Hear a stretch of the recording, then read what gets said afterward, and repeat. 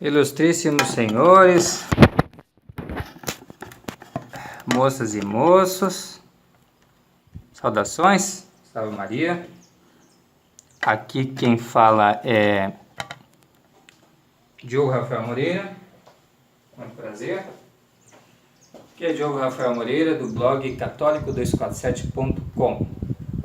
Em primeiro lugar, eu quero agradecer a Deus que comunica muitas coisas e instrui os mais pequeninos de maneiras maravilhosas, e também agradecer aos amigos que me incentivaram a começar a fazer vídeos falando sobre o catolicismo de uma forma geral e sobre, eis aqui o nosso tema, os fundamentos do sedevacantismo de uma forma particular.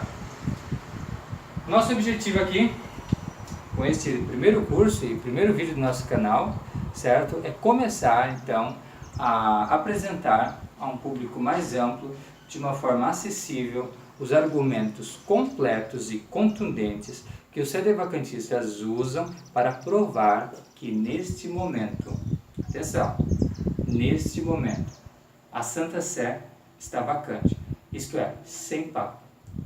Nós queremos dizer com isto que aquele homem lá em Roma, se diz Papa, Francisco, ou Mário, ou Jorge, ou Bergoglio, enfim, como queira chamá-lo, ele não é verdadeiramente Papa, certo? Da Igreja Católica Apostólica Romana. Nós até concedemos que ele possa ser Papa de uma igreja, aquilo que muitos chamam de Igreja Conciliar, certo? Desta igreja, ele pode ser Papa. Sim, tudo bem, concedemos isso.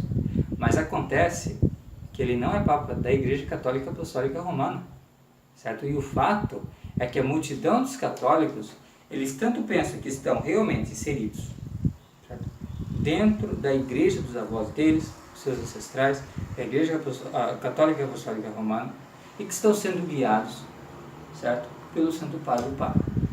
Mas não é isso que acontece, certo? Nós estamos sendo guiados, as pessoas que creem que realmente Deus é o Santo Padre, estão sendo guiados, certo, por um impostor, por um usurpador. Certo? E nós vamos prová-lo. Eu enfatizo isso.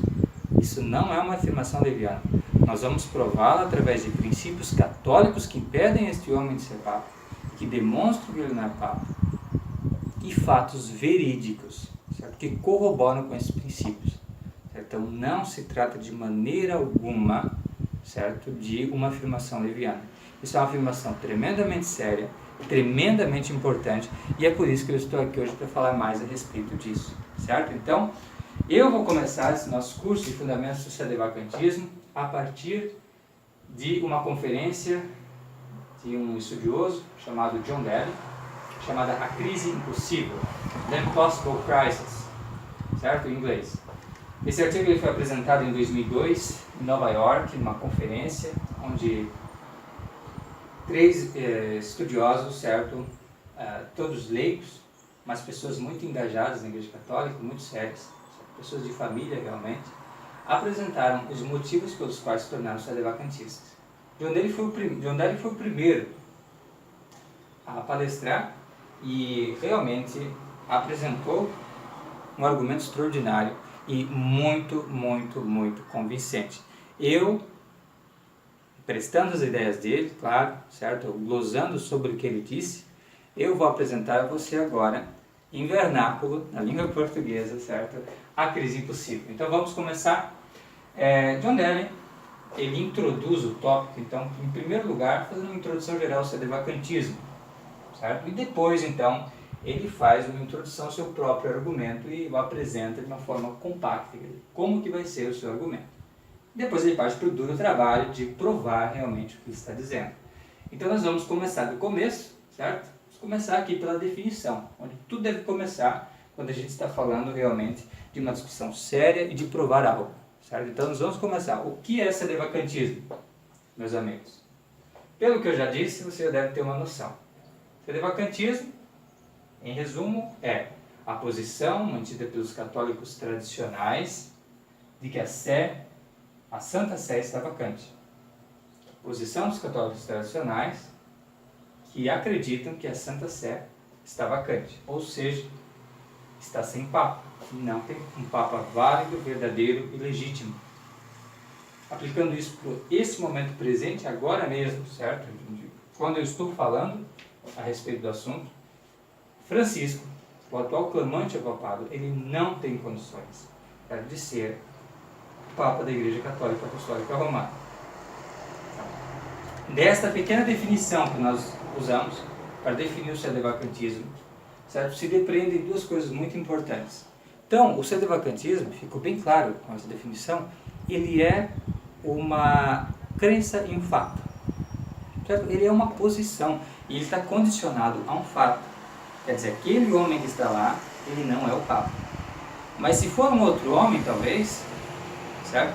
Terá condições de ser considerado Papa, certo? Se for uma outra circunstância, mudará a situação. Então, o argumento sedevacantista, certo?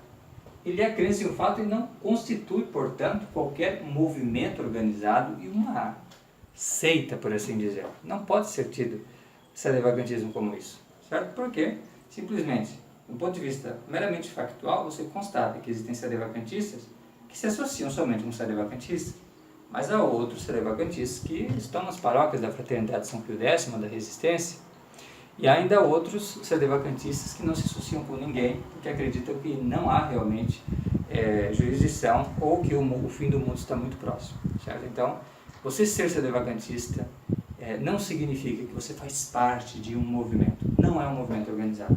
É a crença em um fato, certo? E um fato que corre sério risco. Eu vou demonstrar isso para vocês. Sério risco de ser verdade, certo? E outra coisa importante, notada por Daly, é que se você considerar então que ele não é um movimento, pode ser que ele não seja útil, certo? Porque o movimento é muito útil, certo? O movimento tradicional, muito útil para a restauração da cristandade. A Fraternidade São Pio X ou a Resistência de Dom Williamson são extremamente úteis. Mas a questão é, a gente está fundamentando nossa ação na verdade ou na conveniência? Certo? Porque há coisas que não são úteis, mas que são verdade e que são muito importantes a gente saber. O Daly cita o exemplo de você ter um câncer, certo? Não é algo legal de você saber, é algo bem complicado, mas você quer saber, porque é verdade. E a partir da verdade, então, você pode realmente se adequar à situação e até conseguir melhorar. A mesma coisa, o fato de você está extrapolando no orçamento doméstico, você está gastando mais do que você ganha, certo? Isso também é um fato ruim, mas todo mundo quer saber se isso está acontecendo, né? Porque, afinal de contas,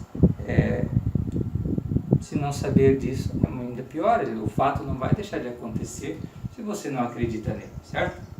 Então é importante a verdade, certo? O Daly não destaca dessa forma, mas eu friso aqui que é importante você saber.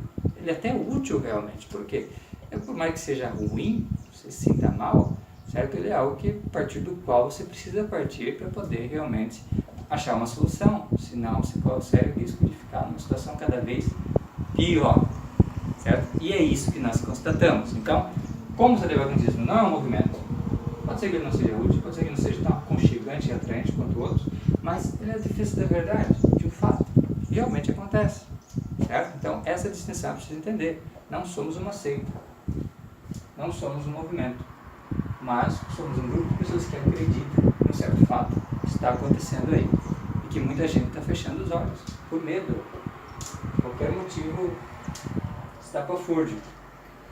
Segunda distinção que precisamos fazer, certo, é que o sedevacantismo ele não é nada que tenha a ver com o protestantismo.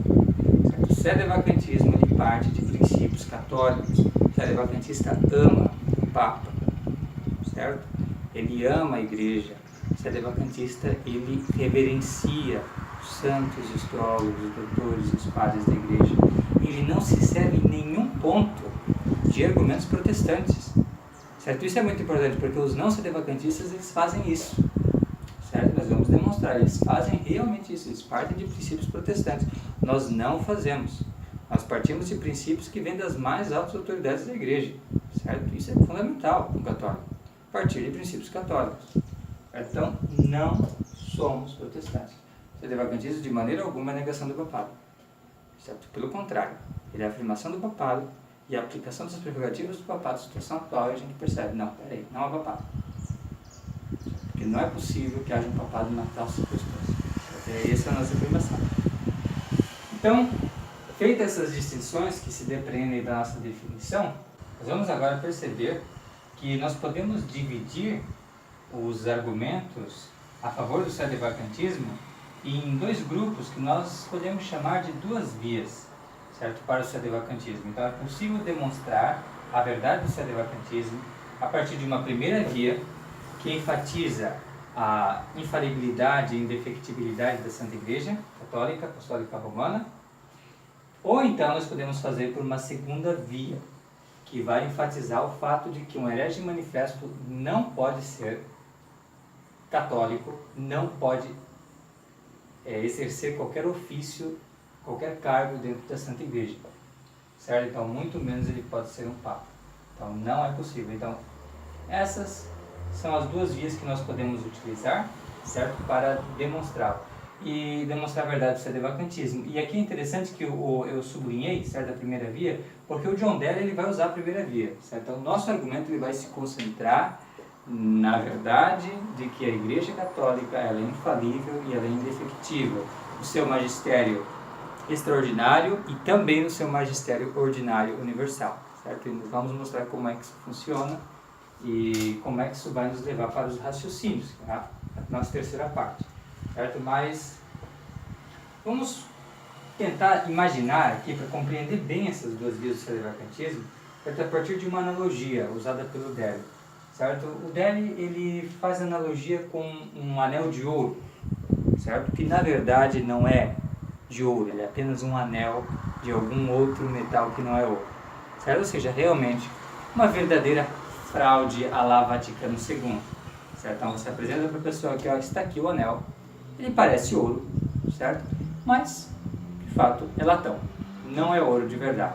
Como é que eu vou saber que esse anel não é de ouro puro realmente? É de ouro, mas é de uma outra coisa que parece ouro, mas não é. Certo? Você pode provar, e aqui está a nossa primeira via, através do que constitui o ouro, de alguma propriedade do ouro. Por exemplo, o ouro tem determinado peso específico. Ora, esse anel que você me deu aqui não tem esse peso específico do ouro. Não tem essa qualidade que é própria do ouro. Logo, ele é falso. Eu não posso crer que esse anel é falso. Logo, Francisco, ele não tem as qualidades que são pertinentes a um Papa, nem a sua assim chamada Igreja Conciliar. Logo, ela não pode ser a Igreja Católica, a Igreja do Nosso Senhor Jesus Cristo. Não pode ser. Não tem a propriedade que é compete a Igreja Católica. Não tem a proteção do Espírito Santo, para falar de uma forma simples. Certo? E a segunda via que nós podemos usar é eu pegar aquele anelzinho de ouro, certo? E colocar assim, ó, diante dele um imã. Certo? E você vai perceber que, diferentemente do ouro, que não é atraído pelo ímã, certo? Ele vai ser atraído, ou seja, você vai tentar mostrar que ele não é ouro, mas ele é uma outra coisa.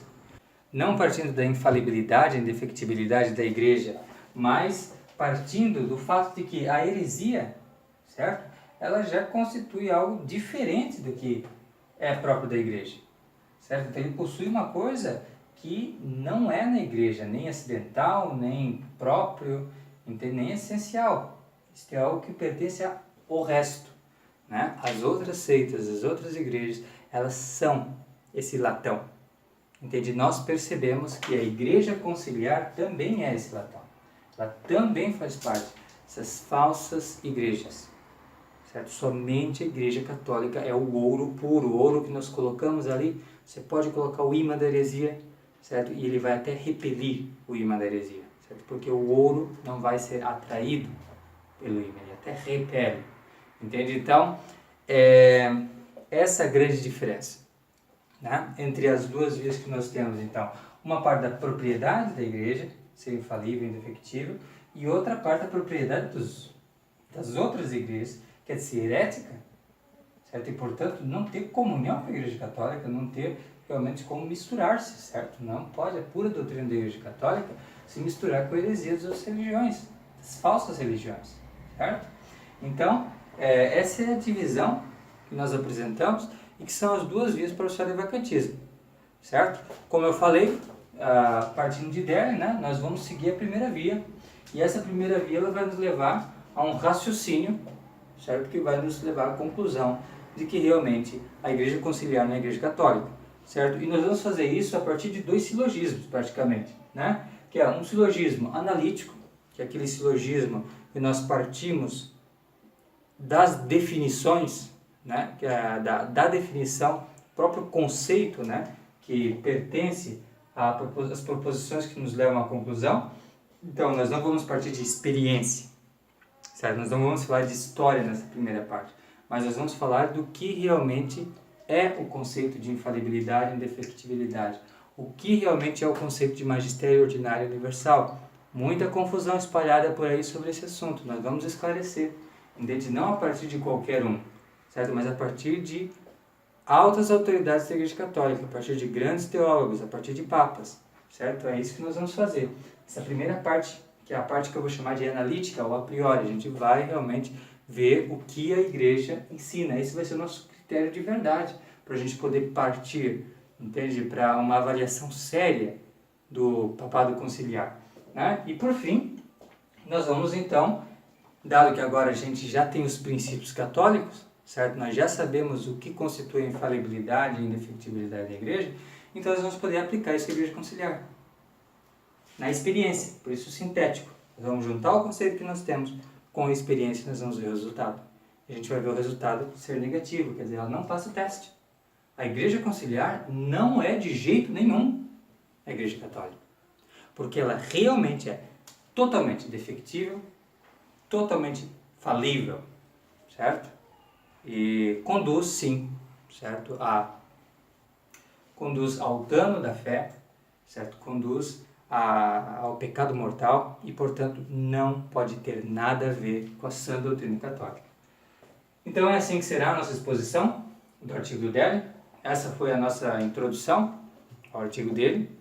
A partir daqui, então, nós já sabemos o que é o sadevacantismo, também sabemos o que ele não é, certo? O sadevacantismo não é uma seita, não é um movimento organizado. O sadevacantismo não é contra o papado. Que isso fique bem claro. Também nós sabemos agora 2 vias pelas quais a gente pode partir para descobrir a verdade da posição sadevacantista, e nós temos uma bela analogia que nos permite compreender bem as 2 formas pelas quais a gente chega a essa conclusão.